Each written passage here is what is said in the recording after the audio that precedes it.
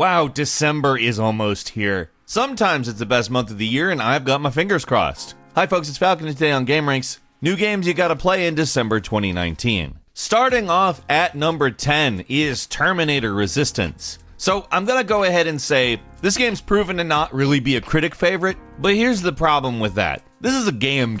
It's not trying to push the boundaries, it's trying to give you a fun experience through a licensed property, and it totally succeeds at it. Is it perfect the whole way through? No, sometimes it lags a bit, but this is kind of what we're talking about when we say the game industry has tried to lead people away from single-player experiences to their detriment. What we get here is a game about the war with the machines. It's post-Judgment Day, and it's authentic. It brings in the old-school lore. As you know, timelines are very inconsistent in the Terminator franchise. It basically follows the originals. I mean, it's a mid-tier shooter, a double-A game, if you will. And I think this kind of game gets way too much flack from critics for not being, like, everything. I think for the most part, it's exactly what it sets out to be, and I honestly wish more games were like this. Terminator Resistance is already out on PC, but we listed it as a December game because it's coming to PS4 and Xbox One December 10th.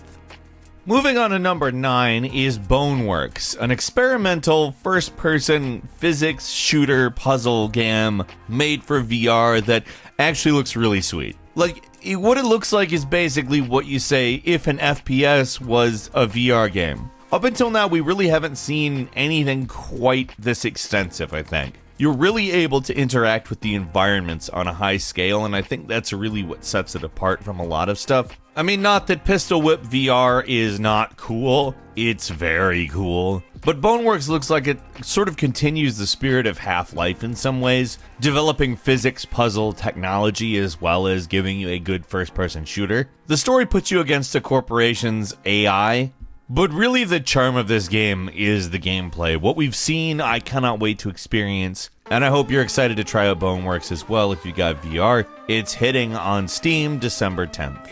Moving on to number 8, both Halo Reach and Halo the Master Chief Collection are hitting on PC December 3rd. Halo Reach will also be hitting Xbox One on December 3rd. So in every way, the Master Chief Collection is as good as you get as far as all of the games. That actually comes with Halo Reach, as well as Halo Combat Evolved, Halo 2, Halo 3, Halo 3 ODST, and Halo 4, and it's $40, but if you're just wanting Halo Reach on its own, it's $9. These are absolutely reasonable prices for the package you get. It's the most updated versions of the games. You get the anniversary editions of Halo 1 and 2, for instance, in the Master Chief Collection. Like, when this was announced, people were sending pizza to the 343 Industries offices because, frankly, it's a good collection. People want it for PC really bad, and it's pretty awesome that it's finally landing there. Halo Master Chief Collection and Halo Reach will be hitting PC. Halo Reach will be hitting PC and Xbox One as well as a standalone on December 3rd. Moving on to number 7, it's Darksiders Genesis, a top-down hack and slash with a lot of fun gun action, which is actually considered a spin-off slash prequel in which Strife, the fourth horseman of the apocalypse, will team up with War, another horseman of the apocalypse, to wipe out their kind at the behest of the Council. It's a little more complicated than that, obviously, but what we're getting is what looks to be an incredibly good top-down setup to all the events of the Darksiders series, which, by the way, is typically done through third person. However, the gameplay of this doesn't look drastically different to me. From what it looks like, it seems a lot like it leans into the more traditional hack and slash stuff while not abandoning the kinds of attacks and big chaos that you can cause in a Darksiders game. And frankly, I'm really excited to play it. Darksiders Genesis is coming to PC and Stadia on December 5th. Moving on to number 6, Life is Strange 2 Episode 5, as well as the full collector's edition of physical release as well as digital of episodes 1 through 5 is a full game. Life is Strange 2, of course, has been quite a bit bigger in scale. They started changing locations early in the season. There's a travel element to this series that likely wasn't possible in the first, not only due to the story they were telling, but most likely other reasons as well, maybe budgetary, maybe otherwise. These are obviously narrative-driven games, so I don't really want to give away too much while describing it, but despite being a very different story from the first, it's retained a lot of the charm of the first. all the way down to the semi-awkward dialogue that sometimes will confuse you coming out of teenagers' mouths. It's fun to see kids develop supernatural powers, though. I mean, that's always a good basis for a story. We've gotten a totally different type of power in this, and the other 4 episodes have not pulled any punches, at least towards our guts. I expect episode 5 should be quite good when Life is Strange 2 episode 5 and Life is Strange 2 Collector's Edition hit on PC, PS4, and Xbox One December 3rd.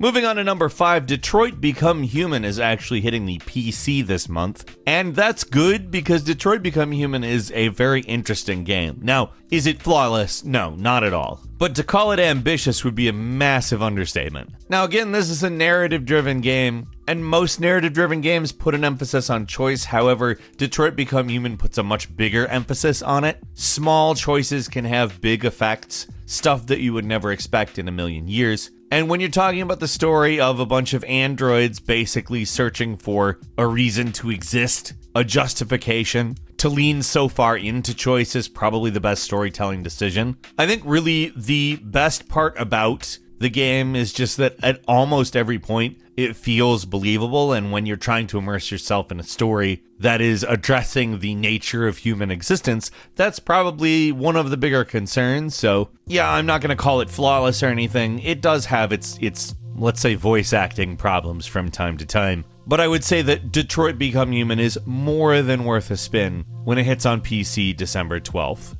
Moving on to number 4, it's Arise, A Simple Story, the story of a dead man recounting the events of his life as he's in limbo between life and the afterlife. Simple setup, time-based platformer in execution. Now, as a platformer fan, this is something that I'm actually quite a bit looking forward to. I liked Braid and its time mechanic, and I don't think that this is entirely dissimilar from what I've seen visually, except I would say it maybe looks a little more streamlined than Braid, which I think will both work as an advantage and a disadvantage. The platforming to me looks like mid-90s platforming, but what stands out is there's stuff like a level where the actual level happens over the course of 12 seconds and you have to pause, rewind, and stop time to platform through falling stuff that you have to position by controlling time. To me, this stuff looks really fun and innovative, and it's also just gorgeous to look at. It's got a lot of color, it's got a nice simple aesthetic, and I will definitely be playing Arise, A Simple Story when it hits PS4, Xbox, and PC on December 3rd.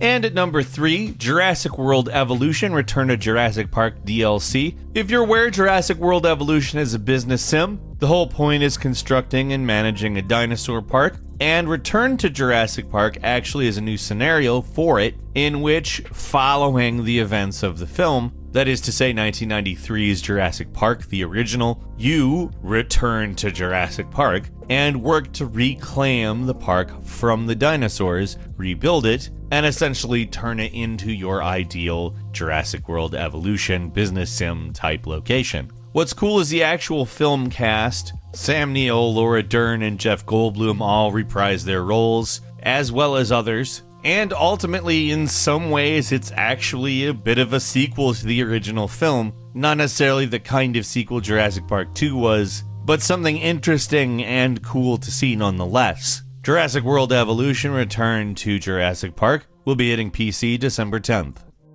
At number 2, we have MechWarrior 5 Mercenaries, which looks to continue the semi-simulation elements. Obviously, mechs are not real, at least not mechs like this, but does look a little to me like they've sped up and simplified the action a little bit, adding destructible environments, which, yes, thank you very much, that's a great idea for MechWarrior, and overall have just brought it into this century. It's been a long time since we've seen a MechWarrior game, and they are old. There's no other way to put it. However, this looks like a fresh experience without changing too far away from what MechWarrior 2 and 3, in my opinion the best entries of the series, really were. I obviously hope it pans out that way. I've been excited since they've announced a new MechWarrior game, and I'll be for sure hitting MechWarrior 5 Mercenaries up when it hits on PC December 10th.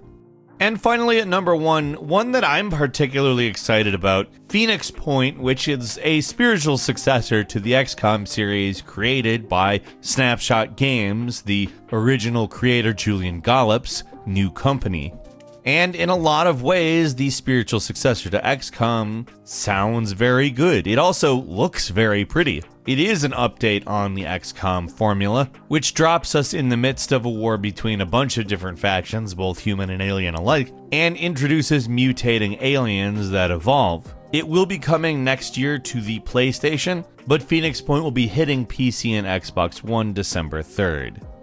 Couple of quick bonus games for you. Call of Juarez Gunslinger is heading to the Switch, which is quite fun, a game I really enjoyed when it came out back in 2013. Basically a Western-themed first-person shooter that really just has a ton of personality and great level design. That's hitting Switch December 10th. Also hitting Switch in December is Alien Isolation, which is probably the best game from the Alien franchise, period. It's a game that does survival horror so well, and just creates this atmosphere that is so immersive and authentic to the world established in the original film. Alien Isolation's hitting Switch on December 5th. And finally, Wadum, the new game from the Katamari Damacy creator, is basically a very goofy action game that involves making friends with everything from trees to toilets. Katamari Damacy is a series that just has given us so many good things. I'm eager to try a new idea from the creator. Wadum is hitting Windows and PlayStation 4 December 17th. What are you going to play in December? Leave us a comment, let us know what you think, and if you like this video, please click like. If you're not subscribed, now's a great time to do so. We upload brand new videos every day of the week, and the best way to see them first is, of course, a subscription. So click subscribe, and don't forget to click the notification bell. As always, we thank you very much for watching this video. I'm Falcon. You can follow me on Twitter at Falcon the Hero,